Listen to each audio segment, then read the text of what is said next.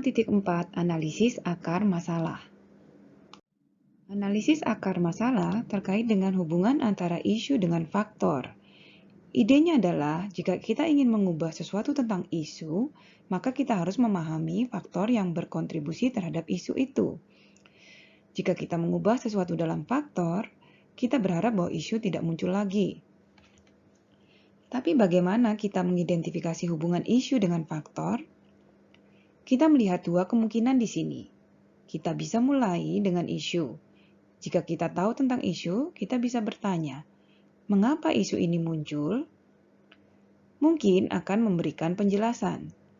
Dari situ kita tanya lagi, mengapa hal tersebut sampai terjadi?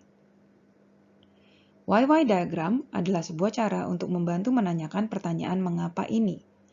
Kita juga bisa melihat cause and effect diagram yang memformulasikan kategori potensial tentang bagaimana faktor dan isu terkait.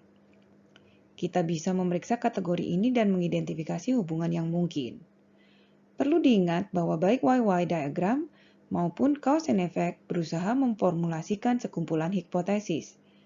Ketika kita memiliki daftar yang panjang tentang hipotesis, kita bisa memilih dan memvalidasi beberapa yang benar-benar paling penting. Jadi, bagaimana diagram why dirancang? Kita mulai dari isu, dan kita bertanya pertanyaan why atau mengapa.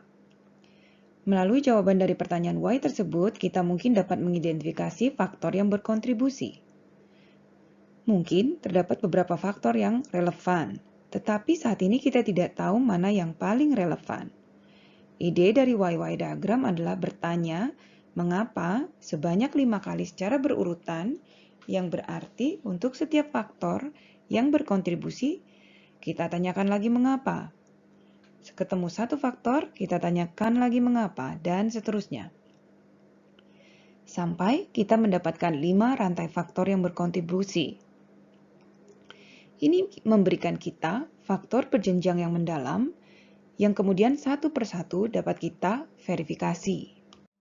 Sebagai contoh, mari kita gunakan isu insinyur lapangan menyimpan peralatan lebih lama. Mengapa bisa demikian? Mungkin insinyur lapangan khawatir bahwa peralatan tidak akan tersedia nanti saat dibutuhkan. Kita tanyakan lagi, mengapa? Mungkin karena waktu antara permintaan dan pengiriman terlalu lama. Mengapa? Karena waktu yang berlebihan mungkin dihabiskan untuk menemukan peralatan yang sesuai dan menyetujui permintaan tersebut. Tapi mengapa lama?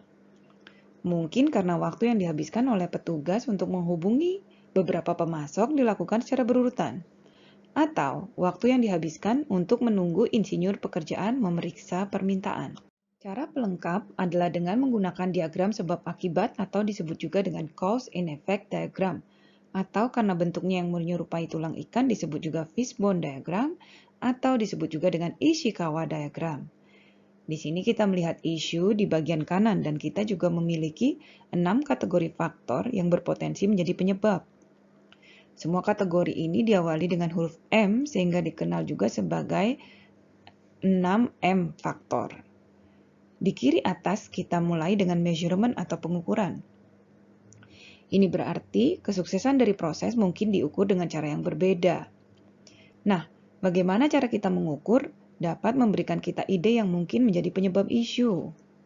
Yang kedua adalah material, terkait dengan input dari proses. Mungkin saja di sini ada yang salah yang menyebabkan isu muncul. Yang ketiga adalah mesin. Ini adalah semua alat teknis yang terlibat dalam proses dan berpotensi menimbulkan masalah. Kita lanjutkan di kanan bawah dengan metode yang terkait dengan bagaimana proses didefinisikan dan diorganisasikan. Mungkin cara kita melakukan proses yang menjadi isu.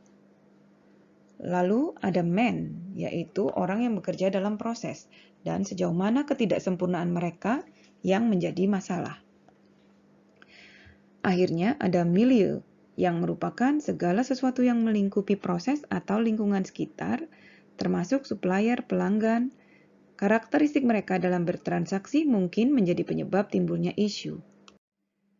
Mari kita lihat contoh penggunaan cause and effect diagram pada kasus sewa peralatan built-it.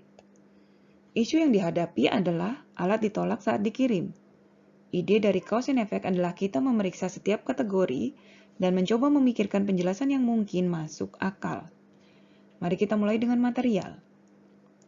Mungkin staf melihat alat dengan spesifikasi yang salah.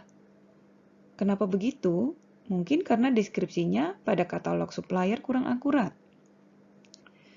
Bisa juga ada penjelasan dari kategori mesin. Mesin di sini termasuk juga komputer atau sistem informasi.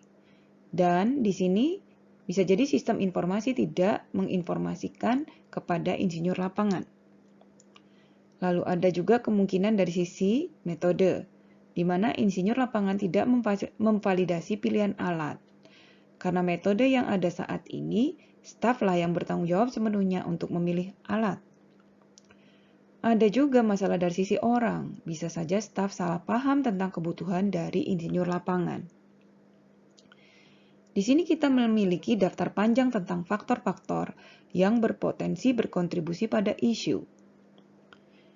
Ide dari cause and effect diagram adalah kita ingin mencari sebanyak mungkin penjelasan yang mungkin. Setelah kita dapat, maka kita perlu cek dan verifikasi apakah memang penjelasan ini sesuai dalam konteks proses. Mari kita rangkum apa yang sudah kita pelajari pada bab 6.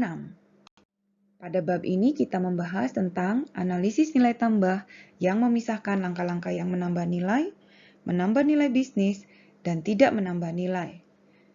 Kita melihat analisis pemborosan dan mengidentifikasi berbagai tipe pemborosan, seperti pindahkan atau move, tahan atau hold, dan melakukan sesuatu berlebihan atau overdo.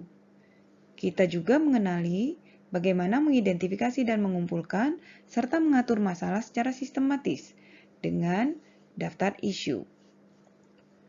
Nilai dampaknya juga kita cari dan kita lakukan prioritas. Akhirnya kita analisis akar penyebab masalah dengan bantuan YY diagram dan cause and effect diagram.